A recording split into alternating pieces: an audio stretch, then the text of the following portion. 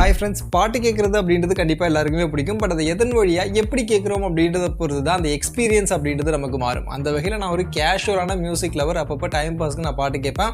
But இது வரைக்கும் நான் வந்து wire earphone, neck band, TWS இந்த மாதிரியான ப்ராடக்ட் தான் யூஸ் பண்ணியிருக்கேன். ஸோ ஃபஸ்ட் டைமாக ஒரு IEMக்கு சுவிச் ஆகலாம் அப்படின்ற பிளானில் இருக்கேன் அப்படின்னு சொல்லக்கூடியவங்களுக்கு பிகினர் IEM யூஸருக்கு யூஸ் ஆகிற மாதிரி KZ EDC Pro அப்படின்ற இந்த ஒரு IEM பார்த்தீங்கன்னா இப்போ எடுத்துகிட்டு வந்திருக்கேன். ஸோ இந்த IEM உடைய ப்ரைஸ் பார்த்தீங்கன்னா வெறும் 600 ரூபா தான். ஸோ அந்த பட்ஜெட்டுக்கு இந்த IEM எப்படி இருக்குது, ஃபஸ்ட் டைமாக ஒரு ஒயர்டு இயர்ஃபோன் TWSல இருந்து IEMக்கு சுவிச் ஆகிறவங்களுக்கு இதில் என்ன பெட்டராக கிடைக்கும், இதுக்கு சுவிச் ஆகலாமா வேணாமா, அதை பற்றிலாம் இந்த வீடியோவில் டீட்டெயிலாக பார்க்கலாம் வாங்க. ஸோ ஃபர்ஸ்ட் ஆஃப் ஆல் இந்த KZ EDC Pro இந்த IEM பார்த்தீங்கன்னா நான் பர்சனலாகவே கொஞ்ச நாள் யூஸ் பண்ணிட்டு இருக்கேன். கிட்டத்தட்ட ஒரு 5 டேஸாக பார்த்தீங்கன்னா இந்த IEM வந்து நான் பர்சனலி என்னோட யூசேஜில் வந்து யூஸ் பண்ணிட்டு இருக்கேன். ஸோ அப்படி என்னோட யூசேஜ் எக்ஸ்பீரியன்ஸை தான் ஷேர் பண்ணிக்க போகிறேன்.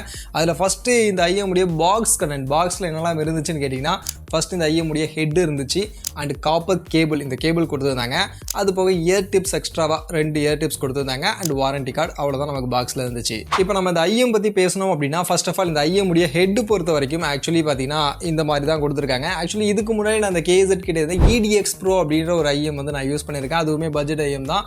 அதோட ப்ரைஸ் பார்த்தீங்கன்னா 700 ரூபா கிட்ட வரும். இதோட ஒரு 100 ரூபா கிட்ட ப்ரைஸ் அதிகமாக வரும். பட் அந்த IEM எப்படி டிசைன் இருந்ததோ அதே மாதிரியான டிசைன் தான். கிட்டத்தட்ட பார்த்தீங்கன்னா டிசைன் சேம் தான். முன்னாடி மட்டும் அந்த KZ EDC Pro அப்படின்ற மாதிரி போட்டு ஸ்லைட்லி தான் சேஞ்ச் ஆகுது. மற்றபடி குவாலிட்டி எதுலேயுமே வித்தியாசம் இல்லை. கம்ப்ளீட்லி டிரான்ஸ்பரண்ட்டாக உள்ளே இருக்கக்கூடிய விஷயங்கள் எல்லாமே தெரிகிற மாதிரி ஒரு பிளாஸ்டிக்கில் தான் பார்த்தீங்கன்னா இந்த IEMமும் நமக்கு பில்ட் பண்ணியிருக்காங்க.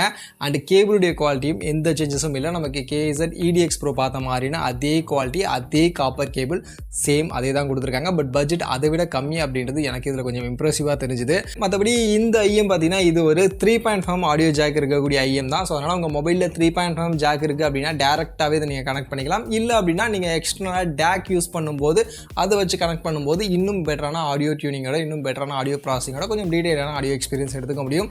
ஸோ வேணும் அப்படின்னா நீங்கள் டேக் யூஸ் பண்ணிக்கலாம். மற்றபடி இந்த IEMல ஆடியோ எக்ஸ்பீரியன்ஸ் எப்படி இருக்குது, என்னோட 5 நாள் யூசேஜ்லேருந்து ஆடியோவாக எப்படி இருக்குது அப்படின்னு நீங்கள் கேட்டிங்கன்னா, யூஸ்வலி இந்த மாதிரினா பட்ஜெட் IEMஸில் வந்து அதிகமாக வந்து பேஸை தான் ஃபோக்கஸ் பண்ணுவாங்க. இதுக்கு முன்னாடி நான் சொன்ன மாதிரி KZ உடைய EDX Pro யூஸ் பண்ணியிருக்கேன். NDVNS மாதிரினா IEMலாம் 700 ரூபா, 800 ரூபா, 1000 ரூபா அந்த பட்ஜெட்டில் இருக்கக்கூடிய IEMஸ்லாம் நான் நிறையவே யூஸ் பண்ணியிருக்கேன். ஸோ அந்த IEMலாம் பார்த்தீங்கன்னா நான் சொன்ன மாதிரி பேஸை அதிகமாக ஃபோக்கஸ் பண்ணுவாங்க. ஏன்னா ஃபஸ்ட் டைமாக ஒரு TWSலேருந்து ஒயர்டு இயர்ஃபோன்லேருந்து வரவங்க பார்த்தீங்கன்னா அங்கெல்லாம் வந்து பேஸ் தான் அதிகமாக இருக்கும். அதை தான் வந்து அங்கே ஃபோக்கஸ் பண்ணி கொடுத்துருப்பாங்க. ஸோ அந்த சவுண்ட் எஃபெக்டை இதுலேயும் எதிர்பார்ப்பாங்க அப்படின்றதுனால இந்த பட்ஜெட் IEMஸில் மோஸ்ட்லி வந்து பேஸ் அதிகமாக ஃபோக்கஸ் பண்ணியிருப்பாங்க. மற்றபடி டீட்டெயிலிங் மற்ற விஷயங்கள்லாம் பார்த்தீங்கன்னா ஸ்லைட்லி வந்து கொஞ்சம் காம்ப்ரமைஸ் பண்ணி அதை அந்தளவுக்கு ஃபோக்கஸ் பண்ணியிருக்க மாட்டாங்க. எப்போவுமே அந்த மாதிரி தான் இருக்கும். இதுக்கு முன்னாடி நான் யூஸ் பண்ண IEMலாம் அந்த மாதிரி தான் இருந்துச்சு. பட் இந்த IEM பொறுத்த வரைக்கும் இதுலேயும் சேம் தான். பேஸ் பார்த்தீங்கன்னா ஹெவியாக ஃபோக்கஸ் பண்ணியிருக்காங்க. உங்களுக்கு TWSலேருந்து எந்த ஒரு டிசப்பாயின்மெண்ட்டும் இருக்காது. இந்த யூஸ்வலி IEMல வந்து பேஸ் வந்து கொஞ்சம் கம்மியாக தான் நமக்கு தெரியும். பட் நீங்கள் TWS இயர்ஃபோன், ஒயர்டு இயர்ஃபோன்லேருந்து இங்கே வந்தீங்க அப்படின்னா இந்த IEM பொறுத்த வரைக்கும் உங்களுக்கு பேஸில் எந்த ஒரு குறையும் வைக்காது. அதே அளவுக்கான ஒரு நல்ல பேஸ் அப்படின்றது இதில் கொடுத்துருக்காங்க. பட் எனக்கு பேஸை தாண்டி எனக்கு இதில் சர்ப்ரைஸ் பண்ணது என்னென்னா ஆடியோடைய டீட்டெயிலிங் அண்ட் கிளாரிட்டி. யூஸ்வலி இந்த பட்ஜெட்டில் இருக்கக்கூடிய IEMஸில் பார்த்தீங்கன்னா அதை வந்து கொஞ்சம் கோட்டை விடுவாங்க. அந்தளவுக்கு வந்து அதை ரொம்ப டீட்டெயிலாக ஃபோக்கஸ் பண்ண மாட்டாங்க.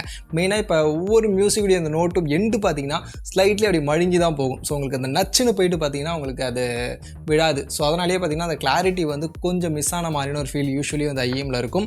பட் இந்த IEM பொறுத்த வரைக்கும் நான் யூஸ் பண்ணி பார்த்த வரைக்கும் எனக்கு அதோட கிளாரிட்டி அண்ட் டீட்டெயிலிங்கில் இன்னுமே கொஞ்சம் பெட்டராக ஃபோக்கஸ் பண்ணியிருக்காங்களோ அப்படின்ற மாதிரி தோணுது. அதுவும் இதை விட இன்னும் ஹையர் ப்ரைஸிங்கில் இருக்கக்கூடிய இதுக்கு முன்னாடி நான் யூஸ் பண்ண KZ EDX Pro, NDVNSலாம் இருக்குல்ல, அதெல்லாம் விடவுமே எனக்கு என்னமோ இதில் கொஞ்சம் ஸ்லைட்லி பெட்டரான டீட்டெயிலிங், வோக்கல் கிளாரிட்டிலாம் இருக்கிற மாதிரியான ஒரு ஃபீல் கிடைக்கிது. எனக்கு சாங் கேட்கும்போது இந்த பட்ஜெட் செக்மெண்ட்டில் 600 ரூபா அப்படின்ற அந்த ப்ரைஸிங் தான் அதோட ப்ரைஸிங். அந்த ப்ரைஸிங்க்கு சூப்பராக பண்ணியிருக்காங்களே, இப்போ ரொம்பவே நல்லா இருக்கே அப்படின்ற மாதிரியான ஒரு ஃபீல் பார்த்தீங்கன்னா எனக்கு ஆடியோவாக எக்ஸ்பீரியன்ஸ் பண்ணும்போது எனக்கு தெரிஞ்சுது. அதனால் தாராளமாக நீங்கள் ஃபஸ்ட் டைமாக ஒரு இயர்ஃபோனு TWSலேருந்து ஒரு IEMக்கு சுவிச் ஆகணும்னு நினச்சிங்கன்னா இந்த IEM கன்சிடர் பண்ணலாம்னு நினைக்கிறேன். அந்த பட்ஜெட்டுக்கு ஒரு நல்ல ஆடியோ எக்ஸ்பீரியன்ஸ் அப்படின்றத கொடுக்குது. நான் சொன்ன மாதிரி பேஸ் உங்களுக்கு ஹெவியாக வேணும்னா நல்ல பேஸுமே இதில் பிரச்சனை கிடையாது, ஹெவியாக கொடுத்துருக்காங்க. அதை தாண்டி டீட்டெயிலிங், நீங்கள் வோக்கல் கிளாரிட்டி ஆகட்டும், நீங்கள் பாட்டெல்லாம் கேட்குறீங்க அப்படின்னா அதில் வரக்கூடிய ஒவ்வொரு வோக்கல்ஸுடைய கிளாரிட்டியுமே ரொம்பவே டீட்டெயிலாக இருக்குது. அண்ட் ஆடியோடைய செப்பரேஷன் பொறுத்த வரைக்கும் அஃப்கோர்ஸ் இது வந்து பட்ஜெட் IEM அப்படின்றதுனால ரொம்ப பெருசாக எதிர்பார்க்க முடியாது. உங்களுக்கு கொஞ்சம் மேலே பார்த்தீங்கன்னா அந்த மியூசிக் லேயர்ஸ் பார்த்தீங்கன்னா ஓவர்லே ஆகிட்டு கொஞ்சம் வந்து மேலே இருக்கும். பட் இருந்தாலுமே ஓரளவுக்கு பார்த்தீங்கன்னா உங்களுக்கு இன்ஸ்ட்ருமெண்ட்ஸுடைய செப்பரேஷன்ஸ்லாம் கரெக்டாக எடுத்து கொடுத்து நமக்கு ஒரு பெட்டரான ஃபீல் அப்படின்றத கண்டிப்பாக கொடுக்குது. ஸோ அந்த வகையில் வந்து ஒரு நல்லாவே ஆப்டிமைஸ் அப்படின்றது பண்ணியிருக்காங்க.